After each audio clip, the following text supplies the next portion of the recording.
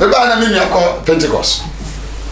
Na me shada ni obi a my stubborn boy bi so. Stubborn proud. The other come say me kai say na me ko me the hook dawa. Woni me dawa. Enye nia mo de chenam no. De chenam no. Na me ko nsuo no makwakyere nam no me fa ba bi omo ya asoro na ye ko sia da no pa. Zena on kwa asoro. David na me ngi di sa asoro kura ayampa. Na me fa me ko do wona me nua no asoro na okon o ma ye no lie. Nipa ni bi ni. Ah, Pentecost edum paibo a. Ya na ye be ni mu na ya sesan lie. Senia obi a betime nya ne freedom abom pai. Na me do wona kasa na omo kan no. Ontias. Na me te kasa different ka ba sa kasa omo kan de na me hu kasa kono. Ana omo kasa so bi mu su.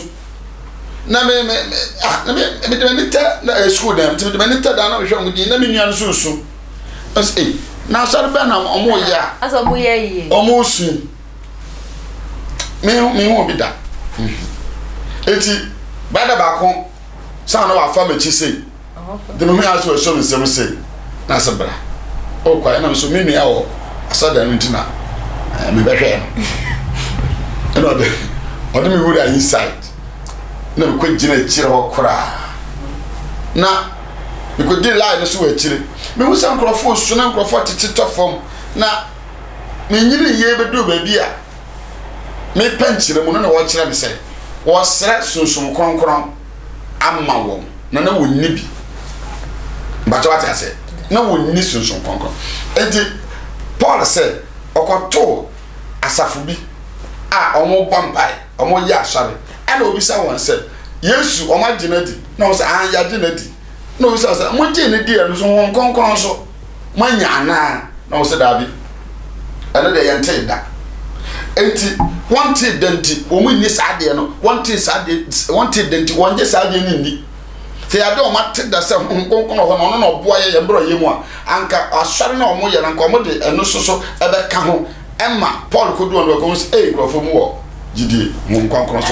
Yen chan free a topic no so but so concron be pim.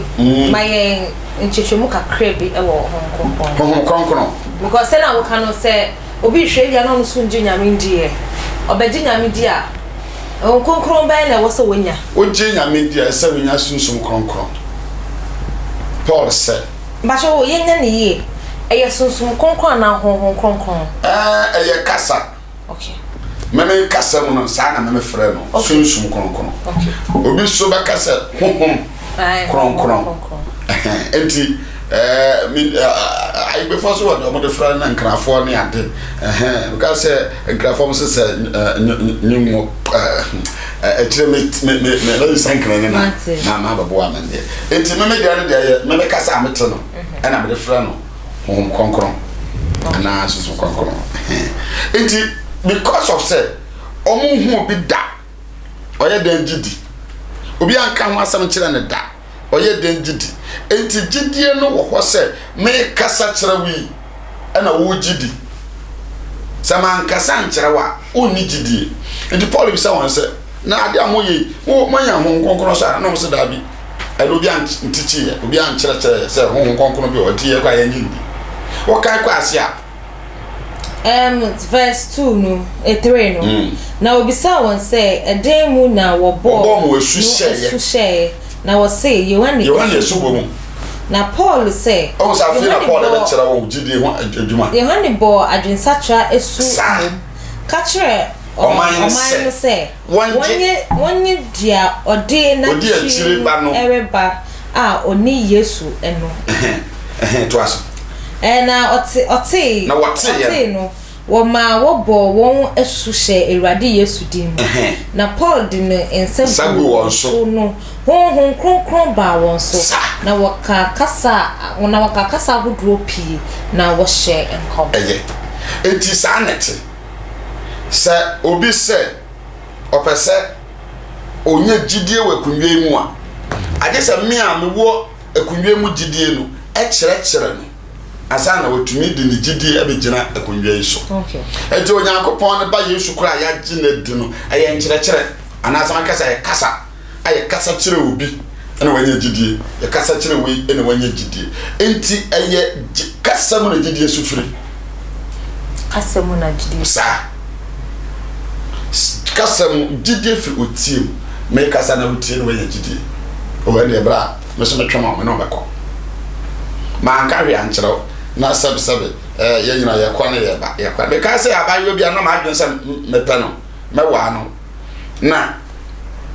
na o sa me ka kyerɛ no no onye gidi wo me mu se bra ya ka so be wa me nti se me gidi man ka o na me cha na de na me man sika na wo je so kan he makuma mu no me pɛ no se sister me wa no da ko me call no fie na opamade o sua ade pam to opamade ana o say na hwan na ma na wodwitwa wo pam na sa next week obekọ no kuro na o ka yede miyem sebe kakra sa da na ma ye ma twese me kwa kan kire no se me ware no enti o ka cha me se obi akutu ni tinsa o fita kra de obi akutu ni tinsa ama na ma me no enti na ma me ma friend se next week omra na obi ene na busa fa ba be hu omo se omo be ware no kwa sa na me ya adudo adene ko me no mpem nyina fi se na wo makoma me na ma adwene mo no me ne sita na aye free ya no me hu se me ware na e be boa me ena be ka che ne se adane me kwase na me ne ma danfo ba ko e fa ne beto ena be ka che se kwa me be se okuta me wu na ka ka che abayo se me ware nkwa wentimi anko dabi adane wa no mo na mpasa me je jenu mpasa me nkwa me wia me ho na me kokana yeye na sansohwe so kwa me ne me no petrol ni janka sa enhia nte se o ma fire service for ewo ho enti o kan sa no yeso ye bo na me so yes I no pay ba ya me ni I no sere ya o se na me so me sere because asam na afia kwa yesere ena o ka che se o black coffee sa na frame awala pem na de da anka nchira me ya desire bantini and guys sister frame se me adan me need to tell because na me ne sign the we on me te no na me hu sister abaya oba papa me ware na ebepo ame ana me ye late man kan ntem enti se me kan ntem anko nyagide o so jide ne free o kasamu ana eba enti man kan ntem enti wanya gidie ewo me enti enye obi akwa na obenya gidie sana esofo kan obi o wa ade no wo ye so ye gidie na ode ye na wo ye bie enti na wo aso dem o Yesu kan se dodo a woje no me kire wona woje ni dindi ye no o ma wo tumi se wonya Yakobon ba enti obetuma di Yesu enye gidie na mo woje Yesu din ni dia ena na wonya ne mu gidie dia waje Yesu din ne de wo ka kire se malam bi wa hanti yenko no kuni pa de yade anko ni awaje Yesu din ne de wo ka kire se ututu fam de ni peti saha wa sole ba yekese a onye nemo obi a waje Yesu eye normal waje Yesu se hu se no ho kire no ka kire se yenkompo ano kwa yade a obekọ because onye tumi ayede oba obi nya oba otumi didu atamko what you say obi nya oba otumi didu atam osuma na opa baka se men ko opa na obekọ ontumi nya no hwe because enya oba no oni wo mu gidie se man kwa papa ebehwe me ana me ma ebehwe me enti gidie wo ho na nya obi na owo gidie a enyuma ka ho gidie do bia wo gidie sabe wo yem ka na ekeka aba osisi na wo se sabe eja na aka wa wonko wo gidie sa ye kwa ase ho a bebi o ho a ye kwa kwaja ya na enti wo bekọ enti obi wo gidie but ejina ade a gidie ne ye okay Apostle Paul hwe gidie ni eni o Kristo ni isusu ye wo gidie ni o Kristo ni nso ne e wo mbebre okay se dia me kan se oba bia na moje tuno mfihie du ebie Bible say oba na ka se odene o kan ya odene na yere se na chia odene yare no de chia onya yare sa but ote se Yesu ntwemu o se me ko so bari me na talimu na mi so na talimu a me ho bato me nipa dom bebre but okoye na okoso numu no nse na onji ni ndi se obedi nechi but okoso numu no onya yaresa nti na yaresa onya wo da agidi ni mu no ena ebetumi agina ema wa baye Kristo ni ana wa baye Kristo dia because ma agi Kristo edi na yare bi dam so na we yi afimi so a oha obi dam so na we yi afimi so a eho hu da agidi na ma agina dina ayaresa bi amenya ana mehwe ne a wa ya amame a eho na metumi agina so na mde aka se mi nko ba bi ade because bebreti ya mefie okay se wo so me ya me pa but wo wi a won na mba bi wo so wa agi Kristo edi o nso nneoma bi ase na ya sofo kan nneoma bi esi we ni so a won san kan nti won na mba bi ati ase nti wo gi Kristo ni dia eno wa ba gi nedi e wo se wo do wa brabo nneoma wa di bia wo do to no so because on na wo gi nedi se wo gi Kristo di ma gi Kristo di na me so na me ne ma bia se me gi di no entumi ye den NCP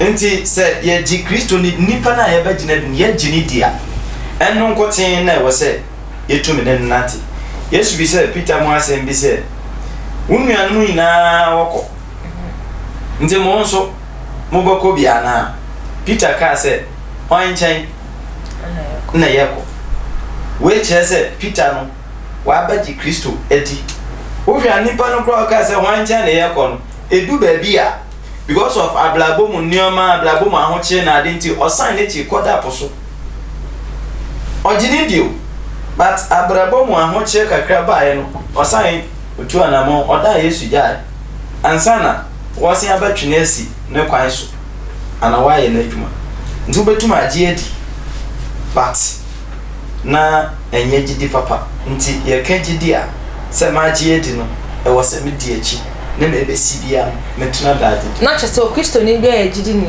patro dadi ma agi edi ma beji Yesu Kristo ma beji Kristo edi ase me ye gidi ni wa beji Kristo edi enu nyina se we gidi ni ye wo gidi ni wo ha o gidi ni no ye wo ndwuma eka ho se wo ka se wa di Kristo edi a fine ade a ense se Kristo ni wo ye ense se wo ye ye wo Kristo fu hona wo ye gidi fu mapa wa di Kristo ni edi no Yankopon wa di Yankopon de dia ye wo mre bi a wade ama yen da shade no wudi suwa na wo yo gidi ni sedia ewade asem e ka jeye because mawale na mehu sa meyere no ojimedi misumi di meyere ni di medi na asem so but ono ba no a obedi ma asem so na ono ojima asem di na mi a wo se so medi na asem so no oka na me ma da me de no oka ma da me de no ono ojimedi o but me nyini ndi ati ase aha nti manage di no entumi nsipi ewo yentem enene Kristofo bebre ye hawo because wo ji Kristo dia Bible ka asem se Yesu se ana Yankopon se minni minwan na minwan so ye den woni me minwan temende me so mete wonde nti wo ji Yankopon ni dia sure wo beti Yankopon ni Apostle Ebodonko Mame ogidi ni Kristo ni ogidi ni na we say so say wan ni Kristo ni o Kristo ni ogidi ni sunsunye wo ana wan so ni Kristo ni nti na ma mi ansa na waka abo hatu ama mi o ai gidi Kristo ni hwan na oye o Kristo ni o Kristo ni no obi a wadi Yesu Kristo din no edi no odinichi ono na yefa no Kristo ni Kristo chiridini okay Kristo chiridini Bible no say na Yesu ni esuafo no kọ ekuro bi so ɛhɔ na Kristo akyiridifoɔ no bɛbae nti ɛyɛ Kristo akyiridifoɔ yɛabɛyɛ Kristofoɔ. Oh, okay. Ɛyɛ Kristo akyiridifoɔ na sɛ wobɛdi Yesu akyi a nneɛma bi wɔ hɔ a sɛ woyɛ a ɛno na guarantee wo sɛ woyɛ Kristoni. Sɛ wo sɛ wonyɛ saa nneɛma no a wodi Yesu akyi ba wonyɛ Kristoni. 1 John chapter 2. And then there's a full budonko. Oh, bye. John woman, I decline.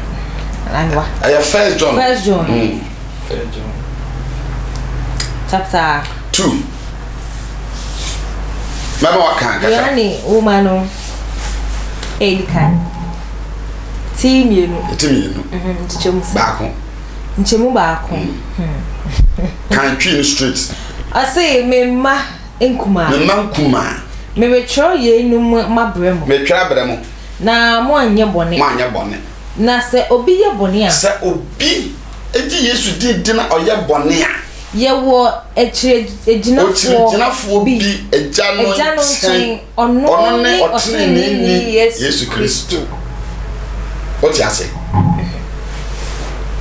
Bra na yenye hunu Yesu no. Na ye de ayepe. Okay. Ye de Yesu pe na ye. Enti so be di Yesu echi no be ye Kristo suini a. Ana Kristo chiridi ni a. Ye won ne be wo wa ansesa wo yo. Okay. Na ye be bobo so akere. Okay.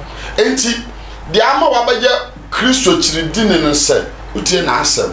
Wudi na mara so. Ade we mempe o se yesa. Ade we mempe o se yesa. Se obedi Kristo echi na de o so ompe no o so obeya. Enya no kore. Wonye Kristo ni. Enti yento aso kakra. Okay. Ye beto aso na ye des na da foforo ya to aso. O se mi to aso wo ti. Baby a wo kan na. O se na ono ne ye mbone hu mpata. Yesu ne bra ye be di ne chi no. O de ono no hu apata ibone ayeye no. Wa pata ma enti no wuyi. Na okay. Na enye ye ndie hu nko. Na mom wiase ni na. Wiase ni na de hu bi. Na se ye di na hyede so a. Di na hyede so a. Eno ara na ye di hunu se ye ni. Ye ni mo no. Kan asem bi o. Dia okase nim no. Enti obi okase onim oye Kristo ni. Na oni na hyede so. Na ondi Kristo hyede so no. Ye otrofo. Oye otrofo. Na nokre no. Nokre ni umu. Asam na ma bossa. Maybe. Maybe.